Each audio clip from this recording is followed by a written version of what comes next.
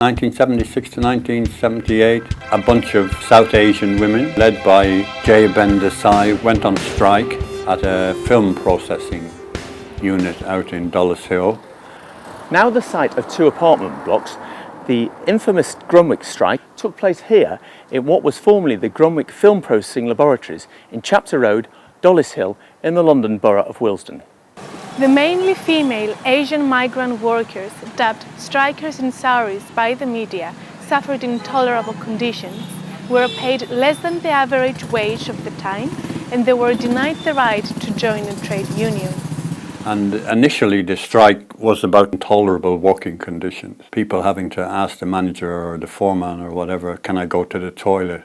A big glass box in the top of the building, sort of a kind of panopticon affair where everybody's under surveillance. Very poor wages. And as it so happened, 1976 was the hottest year on record, which didn't add to the comfort of working people. And they joined a union called Apex as the only union available. And the company that they worked for, the Grunwick Film Processing Company, refused to recognise the union. And as a result of that, the struggle escalated into something much bigger than just a bunch of women seeking to improve their working conditions. One of the key things less commented upon, which we can learn from this historic battle, is that the level of support and solidarity the women received, they won themselves.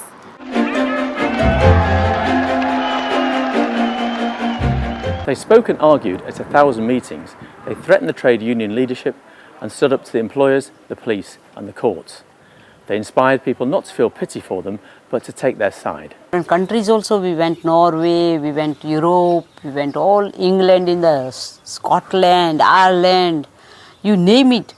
Our delegates was everywhere spreading the issue. The struggle spread, and it shows you that within working class people's lives, the instinct is to have solidarity with each other. When it became clear that the reaction of the company, which wouldn't recognise the union, and other workers like the postal workers, because the film processing industry relied heavily, they processed the films and they posted them out to people. So if you couldn't get your films posted out to whoever had sent them in for processing, then the business was grinding to a halt. So with the postal workers coming out in solidarity, it was putting tremendous pressure on the company. And it spread beyond that as well, but that's an example of the solidarity that was there. This 28-metre long mural on Dudden Hill Lane depicts the extraordinary solidarity won by these brave Asian women. At a mass picket in June 1977, over 20,000 people turned up to show their support, including hundreds of dockers, steelworkers and miners. Chapter Road was filled with police who were there to protect the employers and help bus loads of replacement scrap labour through the gates.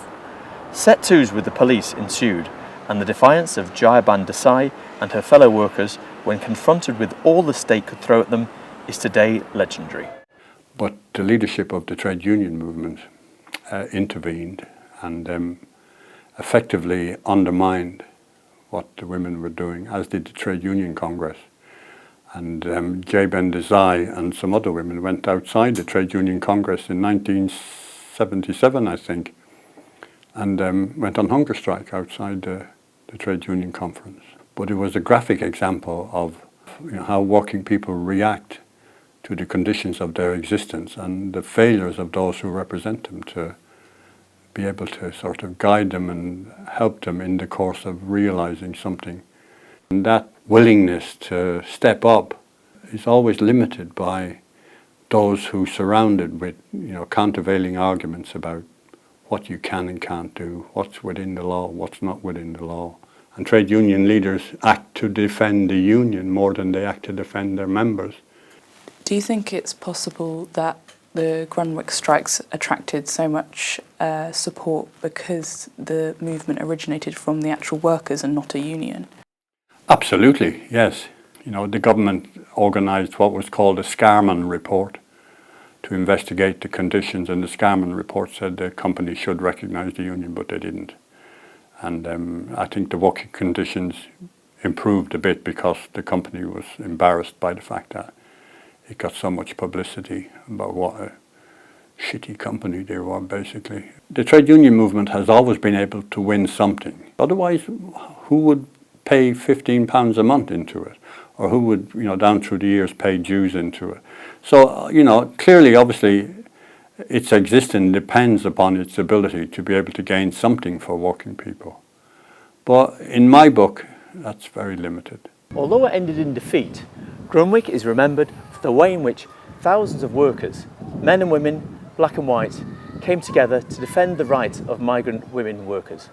This was a period in which racism was rampant, but as Jaya Bindasay said, we have shown that white workers will support us. The 70s and Enoch Powell, rivers of blood because of race relations in Britain and because of immigrants pouring into the country, and yet here were these Asian women who, tens of thousands of ordinary working class people in Britain turned out to support. Ordinary people will quite willingly sort of step up regardless of whose rights they're asked to defend, because their instinct is to say, well, that could be me.